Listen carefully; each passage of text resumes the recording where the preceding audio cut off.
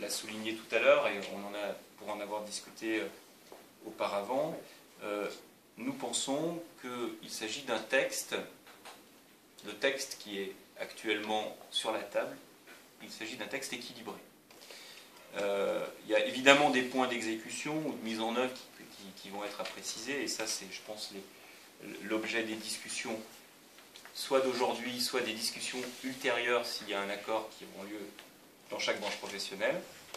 Et bon, je ne veux pas rentrer dans le détail, vous aurez sans doute des questions si vous le souhaitez sur ces questions-là, je vous répondrai point par point.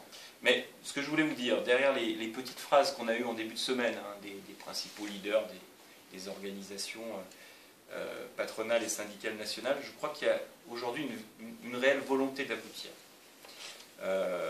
Dans un accord qui est, me semble-t-il, un accord qui, quoi qu'il en soit, si on l'obtient, sera historique. Alors certains diront c'est un accord moyen, c'est un accord, on aurait pu aller plus loin, évidemment, on peut toujours aller plus loin. Dans un compromis, le principe c'est que chacun fait des pas vers l'autre. C'est un accord historique au sens étymologique du terme, puisqu'on n'a pas eu d'accord sur la flexibilité et sur la sécurisation des parcours professionnels en France depuis 1984. Donc 30 ans sans accord, on peut considérer que si on a un accord, il marquera.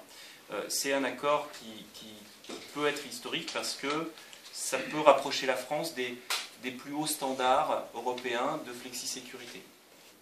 Et moi, je suis profondément convaincu que c'est un accord qui doit être structurant et qui doit redonner une bouffée d'oxygène aux entreprises tout en faisant un pas vers un certain nombre de dispositions pour les salariés qui sont partagées par beaucoup de chefs d'entreprise aujourd'hui.